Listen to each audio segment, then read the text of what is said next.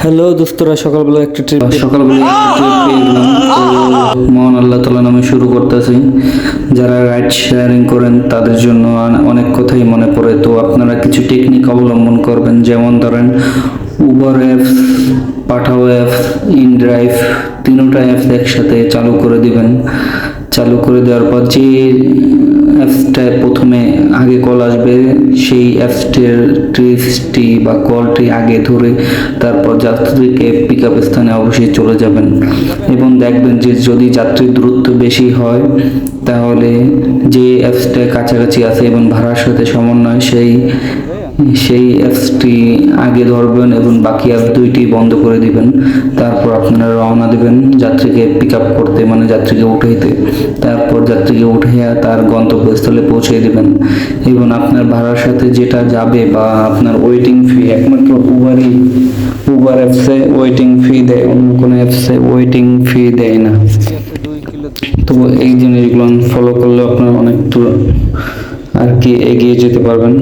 তো আমি যাত্রীকে পিক আপ করতে যাইতেছি, এটা কলটা আসছিল আপনার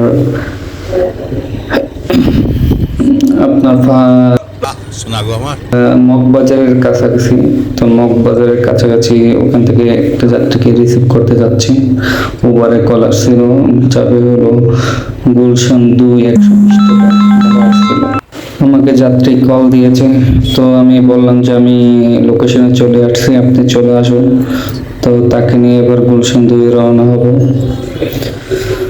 আপনারা অনেক সময় বলেন যে ভাই ভাড়া কিভাবে নির্ধারণ করব, যারা কন্ট্যাক্ট তাদের জন্য বলতেছি, ভাড়া একমাত্র আপনারা উবার অ্যাপসে অটোমেটিক ভাড়া দেখায় কত কিলো গেলে কত টাকা ভাড়া আসবে। তারপর আমি একটা আইডিয়া দিচ্ছি যে ভাড়ার জন্য মূলত আপনারা 5 কিলোতে 100 টাকা এবং 10 কিলোতে 180 থেকে 200 টাকা বা এর বেশি যাবেন না, কারণ যাত্রীও বুঝে যে এর বেশি গেলে অতিরিক্ত আপনি চাচ্ছেন। মানুষ এখন অবুঝ না, সবাই জানে। তো যাই করুন মন থেকে করুন, রিজিকের মালিক আল্লাহ। তো আপনারা যখন গাড়ি চালাবেন খুব সতর্কতার সহিত ক্যামেরা দিয়ে যে ভিডিও করেন বা যারা এই রাইড শেয়ারিং করেন, ভিডিও ব্লগিং করেন, তাদের জন্য বলতেছি আপনারা ম্যাপসের দিক ফলো করবেন খুব কম, কারণ নতুন অবস্থায় যারা ম্যাপসের দিক তাকায় তাদের জন্য খুব রিস্ক হয়ে যায়, কারণ ম্যাপস অনেকে বুঝায় না, তাদেরকে ঘুরায়। তো ঘোরানোর কারণে অনেক সমস্যা আমার ভুল হয়েছে, ক্ষমা করে দেন হয় এবং ম্যাপসের দিক তাকাইতে যেয়ে অনেক প্রবলেম ফেস করতে হয়। তাই খুবই কেয়ারফুলি গাড়ি চালাইতে হবে। দেখা যাচ্ছে আপনি ম্যাপসের দিক তাকাই আছেন, হঠাৎ করে একটা গাড়ি ব্রেক করলো, আপনি কিন্তু ব্রেক করতে পারবেন না, তার গায়ে লাগাই দেবেন না। আমি এরকম অনেক সমস্যার সম্মুখীন হয়েছি, যার কারণে আপনাদের কাছে বলতে আছি। গাড়ির এখন যাত্রীকে নিয়ে যাচ্ছি গুলশান 2, নিচে অনেক জ্যাম ছিল তাই আমি উপর থেকে যাচ্ছি। এখান থেকে আমি এই ব্রিজটা হয়ে বিজয় সরণি নামবো, বিজয় সরণি থেকে হাতের ডান দিক দিয়ে হাতের জিপ ঢুকে যাবো এবং গুলশান 2 নামবো। তো সামনে দেখা যাচ্ছে ভূমি ভবন, একটা সম্ভবত ভূমি ভবনই হবে। তো আমি ব্রিজ দিয়ে নামার পরে বিজয় সরণি। আরেকটা জিনিস, আপনারা যারা বলেন যে প্রচুর বাইক ঢাকা শহরে আগের মতো ইনকাম হয় না, আসলে ঠিক ইনকাম হইতে একটু কষ্ট হয়ে যায়। আগে 3 থেকে 4 ঘন্টা চালাইলে আপনার 1000 টাকা হয়ে যেত, সেখানে এখন 5-6 ঘন্টা চালানোর পর 1000 টাকা হয়, তাও অনেকে পারে না। আমি একটা স্থানে জব করি, চাকরির পাশাপাশি আপনার রাইড শেয়ারিং করি, তাও আপনার আমি 3টা অ্যাপ চালু করি এবং কোনটাকে তো মুখে ডাকাডাকি করি, তারপর চলে আসে। তো আমি যে টেকনিকে অবলম্বন করি, যে কলটা আগে আসে তাকে রিসিভ করে আগে দিয়ে আসি, পরে আবার 3টা ওপেন করি, যেটা কল আগে আসে ওইটা তাকে দিয়ে আসি। তো এইভাবে করে আবার কোনটাকেও পাই কিছু। এভাবে আমার 4-5 ঘন্টায় বা 6 ঘন্টা আপনার অফিস করে হলে যে 8 ঘন্টা এবং 4-5 ঘন্টা রাইড শেয়ারিং করি। রাইড শেয়ারিং করলে আপনার 1000 টাকা বা 1200 টাকা যখন আসে আমি তখন চলে আসি, তেল খরচ বাদে যখন চলে আসে তখন আমি চলে আসি। বাসায় চলে আসার পর রেস্ট নেওয়ার পর পরের দিন আবার ডিউটিতে যাই, 8 ঘন্টা ডিউটি করি, তারপর আবার পাশাপাশি রাইড শেয়ারিং করি। এভাবেই চলে যাচ্ছে। আজকে ঢাকা শহরের মেইন কিছু জায়গা আছে যেখানে প্রচুর ট্রিপ আছে, যেমন বসুন্ধরা আপনি অ্যাপস হোক এবং কন্ট্যাক্ট হোক যেভাবে হোক আপনি আসলেই ট্রিপ পাবেন, এখানে প্রচুর ট্রিপ পাওয়া যায়। তৃতীয় হইল আপনার মতিঝিলে বর্তমানে রেল চলতে আছে না, যার কারণে প্রচুর ট্রিপ পাওয়া যায়।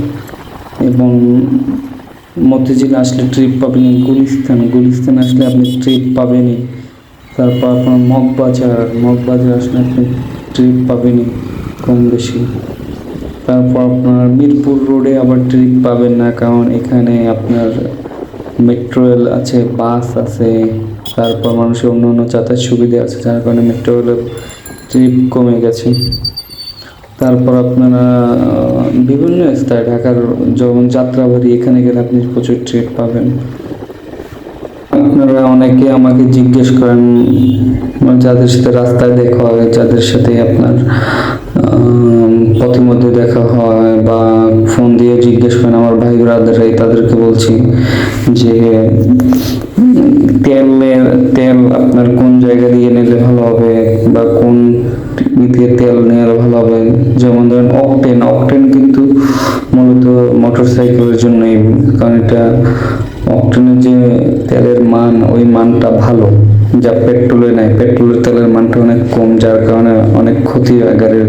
এবং দেখবেন যে টান দিলে অকটেনে আগে স্পিডটা ওঠে, কিন্তু আপনার পেট্রোলে পুরাই দেরিতে এবং টান ওঠে না সহজে। আর দ্বিতীয়ত মোবিল, আপনারা বলেন যে মোবিল চেঞ্জ করবো কত হাজার কিলোতে। যারা দোকানদার তারা বলবে ভাই 1000-এর পরে চেঞ্জ করবো বা 700-800 কিলোর পরে চেঞ্জ করবেন। ঠিক আছে, তাদের কথা, কারণ তাদের ব্যবসা করার জন্য অনেক সময় বলতে পারে, কিন্তু আপনার এখানে সিনথেটিক এবং নর্মাল মোবিল আছে। আমি নর্মাল মোবিলের জন্য সাজেস্ট করবো 2000 কিলো চালানোর পর আপনার মোবিল চেঞ্জ করবেন। আর এয়ার ফিল্টার চেঞ্জ করবেন 10,000 কিলো চালানোর পর, এবং এয়ার ফিল্টার 5,000 কিলো চালানোর পর পরিষ্কার করবেন। আর স্পার্ক প্লাগ আপনারা 10,000 বা 5,000 কিলোর পর পরিষ্কার করবেন এবং চেঞ্জ করবেন 10,000 কিলো চালানোর পর। তারপর যখন আমার বাইকটা বেশি ময়লা হয়ে যায়, আপনি দেখবেন যে যখন বৃষ্টি হলে বেশি ময়লা হয়ে যাবে, তো ময়লা জমতে দেবেন না, তাহলে বাইকের ইস্পাতগুলো অনেক ক্ষয় হয়। এই জন্য আপনারা একটা কাজ করবেন যে যখন দেখবেন যে বেশি ময়লা হয়ে গেছে, তার আগে আপনারা গাড়িটাকে শ্যাম্পু দিয়ে বা অন্য উপায়ে নিজে ধুয়ে ফেলবেন বা দোকান নিয়ে ধুয়ে ফেলবেন, এটা সবই ভালো উপায়। আর একটা জিনিস, সবসময় আমরা লুকিং গ্লাস ফলো করে গাড়ি চালাবো, কারণ লুকিং গ্লাস আমাদের মৃত্যুর হাত থেকে বাঁচায়। যেমন ধরুন এই পাশে একটা ডান সাইডে কালো গাড়ি আছে, সেই ইচ্ছা করে যখন চাপ দেবে তখন আমি লুকিং গ্লাসে দেখতে পাবো। যদি লুকিং গ্লাস না দেখি তো অনেক সময় আমরা ফলো করি, যার কারণে অ্যাক্সিডেন্ট হয়। তো লুকিং গ্লাস, এই যে একটা সিগন্যাল দিতে সামনের গাড়িটা, এভাবে সিগন্যালগুলো ফলো করবেন।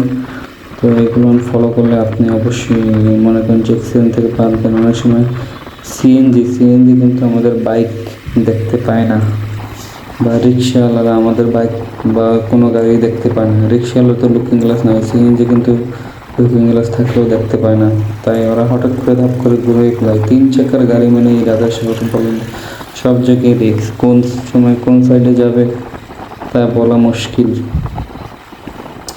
তো আমি সকালবেলা নামছিলাম, প্রথমে একটা ট্রিপ বসুন্ধরা থেকে আমি একটা যাত্রী মানে কন্টিনিউ নিয়ে যায়, তাকে আমি দিয়ে আসলাম 200 টাকায় দিয়ে আসছি প্রান্ত পথ, মাত্র 200। তাই যাই হোক আলহামদুলিল্লাহ, যা 13 কিলো রাস্তা, তো 200 টাকা দিয়ে আসছি। পরে ওখান থেকে একটা অ্যাপসে কল আসলো আপনার মগবাজার মোড় পর্যন্ত, তো ওখানে 70-80 টাকা দিল। তো ওখান থেকে আবার এখন গুলশান 2 যাচ্ছি 120 টাকায় বা 130 টাকা এরকম আসবে সম্ভবত অ্যাপসে। তো তাকে নিয়ে এখন গুলশান 2-এর দিকে আমি রওনা দিয়ে যাচ্ছি, প্রায় কাছাকাছি পৌঁছে গেছি আর কি। তো তারপর ওখান থেকে আবার গুলশান 2 থেকে আমি একটা যাত্রাবাড়ি ট্রিপ পাইলাম প্রায় 250 টাকার মতো। যাত্রাবাড়ি আপনার নামবে হইলো ধলাই খাল এখানে 28 টাকা যাত্রী নামাই দিলাম। তো 14-15 কিলো, তো আমি 28 টাকা নিয়েছি।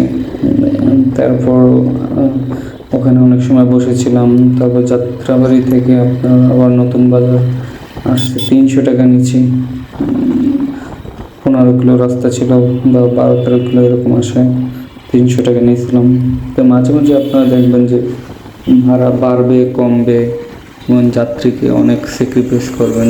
অনেক যাত্রী আপনার 10 কিলো 150 টাকায় বলে যে আপনার পোষায় না, কিন্তু আপনি যদি দেখেন যে রাস্তা ফাঁকা আছে ম্যাপসে, তাহলে আপনি চলে যাবেন।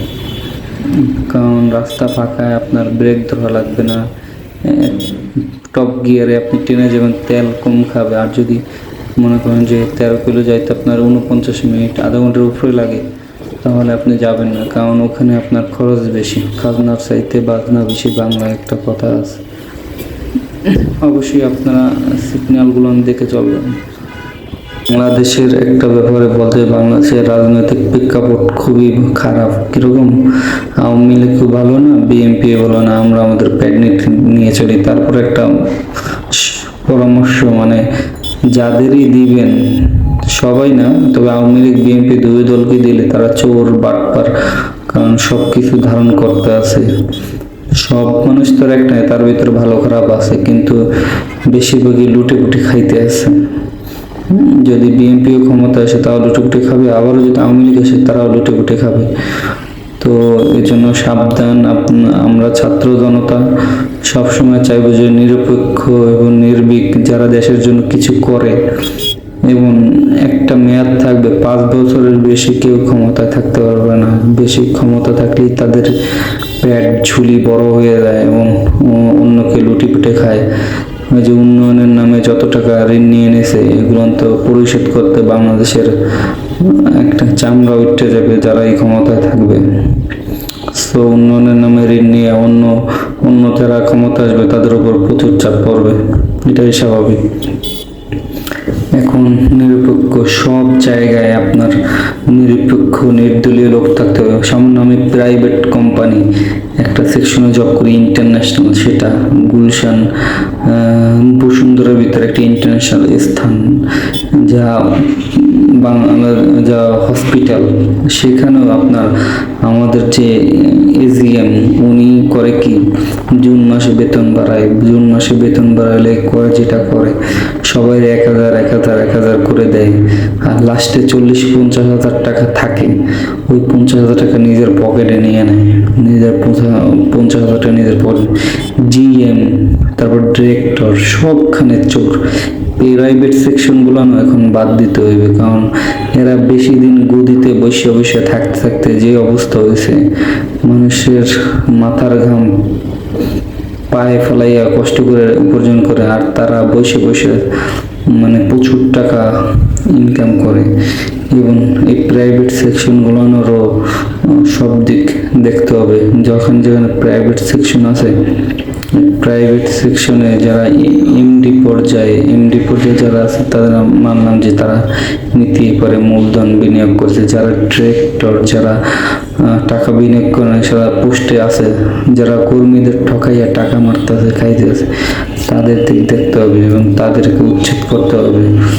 যেমন বাংলাদেশে এখন যে নবনিযুক্ত উপদেষ্টা প্রধান এবং টেকনিকের মাধ্যমে যাদেরকে সরাই দিচ্ছে, তারা দুর্নীতিবাদ ছিল।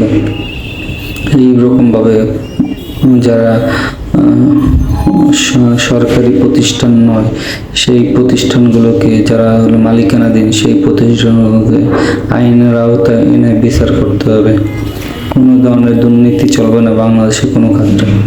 হিসেব করলে দেখা যায় আজকে আলু 60 টাকা, মাংস কেজি 800 টাকা। এগুলো যদি যাচাই বাছাই বা বাজার যাচাই বাছাইকরণ করা হয়, তাহলে দেখবেন যে তেমন কোনো মানে দাম অনেক কমে যাবে। কারণ এখনই কমে যাচ্ছে, কারণ ওই যে আগে রাস্তায় টাকা দেওয়া লাগতো, দালালগো, সিটি কর্পোরেশন গো, এখন আর দেওয়া লাগবে না। এই জন্য একটু হলেও দাম কমবে।